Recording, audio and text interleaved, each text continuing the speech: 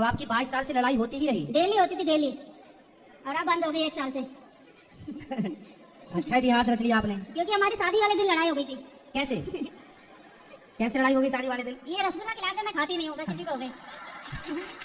YouTube पर channel को subscribe कर लीजिएगा। जय श्रीमन नारायण, जय श्री राधे। राधे राधे गुरुजी के प्रिय भक्तों, धर्म और आध्यात्मिक चर्चा के दौरान एक दंपत्ति ऐसा भी आया जिनमें पिछले 22 साल से प्रतिदिन घर में छोटी मोटी बातों को लेकर लड़ाई झगड़ा होता रहता था।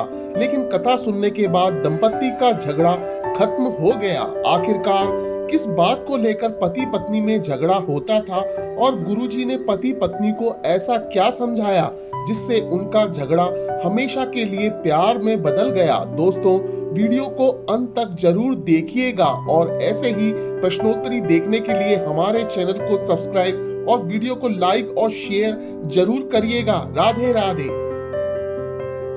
राधे राधे गुरुजी। राधे राधे। गुरुजी, अपने बारे में कुछ सवाल पूछूं? हाँ।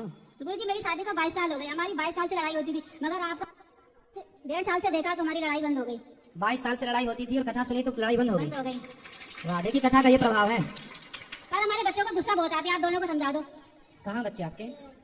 तो आपकी 22 साल से लड़ाई होती ही रही? डेली होती थी, डेली। और अब बंद हो गई 1 साल से। अच्छा इतिहास रच लिया आपने। क्योंकि हमारी शादी वाले दिन लड़ाई हो गई थी। कैसे कैसे लड़ाई हो गई शादी वाले दिन? ये रसगुल्ला खिलाते मैं खाती नहीं हूँ, बस इसी को हो गई। तो फिर उसकी 22 साल तक चली? पहले दिन हो गई थी। तो इन्होंने आपको रसगुल्ला खिलाया तो आप खा लेती ना, क्या दिक्कत थी? नहीं खाती मीठा। अरे मीठा नहीं खाती, पहली बार पति खिला रहा है तो खा लेती आप। नहीं। इतनी जिद्दी क्यों? फिर आपने इनको रसगुल्ला खिलाया कि नहीं? खिलाया था। इन्होंने खाया? हाँ। देखो पति कितने बढ़िया है, आपकी बात से सहमत है। मतलब आपके पति अच्छे हैं? अच्छे तो हैं। आपकी तरफ से लड़ाई हुई है? हाँ। अब नहीं लड़ना। बच्चों को समझा दो सर। क्या समझाए बच्चों को? गुस्सा बहुत आती है बच्चों को। तो आपको कम आता है क्या? मुझे रसगुल्ला ही नहीं खाए आप तो आपकी तो बच्चे हैं। आपको ही समझा देंगे तो वो अपने आप समझ जाएंगे। आप कम गुस्सा किया करो। अच्छा रसगुल्ला खा, उसके बाद 22 साल से रसगुल्ला नहीं खाए?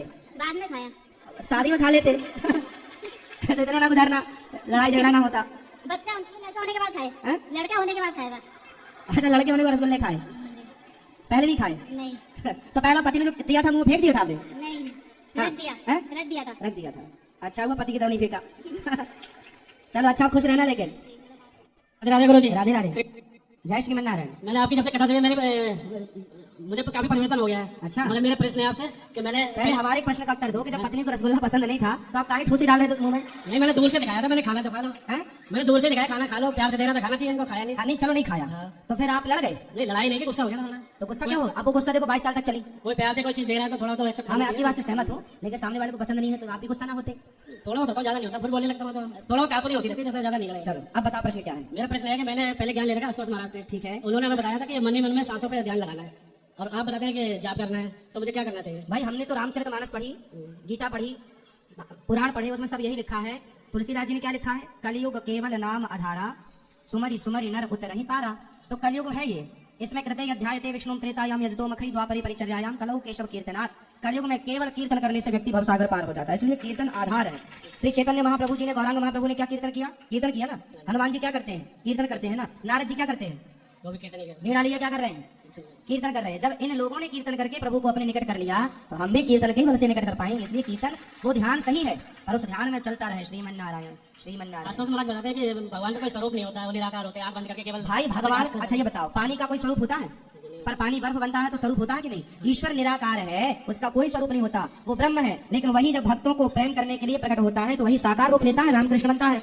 जैसे पानी तो निराकार है पर पानी बर्फ बन गया तो आकार हुआ कि नहीं बर्फ का? तो ईश्वर निराकार भी है और साकार भी है। सगुण ही अगुण ही नहीं कछु भेदा। ईश्वर सगुण भी है और निर्गुण भी है, साकार भी है और निराकार भी, दोनों है। अब आप एक कहो नहीं जी हम एक को देखो आपके 2 पांव हैं, 2 हाथ हैं, 2 आंख है। इसी प्रकार ईश्वर के 2 रूप है, एक साकार रूप, एक निराकार। एक निराकार है, कोई आकार ही नहीं। मुझे मेरा मन में जाप करने में ज्यादा। अच्छा निराकार का मतलब एक ये नहीं होता कि कोई आकार नहीं है। निराकार का मतलब होता है जिससे सारे आकार प्रकट हो, उसे निराकार कहते हैं। जिससे सारे आकार प्रकट हो उसे क्या बोलते हैं? निराकार। निराकार का मतलब ये नहीं कि कोई आकार ना हो, निराकार का मतलब है जिससे सब प्रकट हुए। तो मुझे क्या करना चाहिए? क्या करना जाप चाहिए? करो या वैसे जो बताया उन्होंने, सांसों पे ध्यान लगाना? श्रीमन नारायण जपो, भगवान नाम इसी में जपो, लगता है। इसी से नाम जप जरूरी तो है। मैं दोबारा आपसे ज्ञान ले सकता हूँ? ज्ञान तो आप ले ही सकते हैं चलते फिरते। देखो शिक्षा तो किसी से भी कहीं भी मिल जाए, अच्छी तो ले लो। ये बताते हैं कि गुरु एक बार बनाना चाहिए, नहीं तो गुरु बना लिए हैं तो बदलने की जरूरत मेरा नहीं है। परिवर्तन आपसे ज्यादा हुआ, आपका सत्संग सुनता हूं तो मुझे काफी अच्छा लगता है। वो आपका डिसीजन है, लेकिन जब गुरु बना लिए हैं जरूरत नहीं है आप तो श्रीमन नारायण ऐड कर दीजिए उसी में।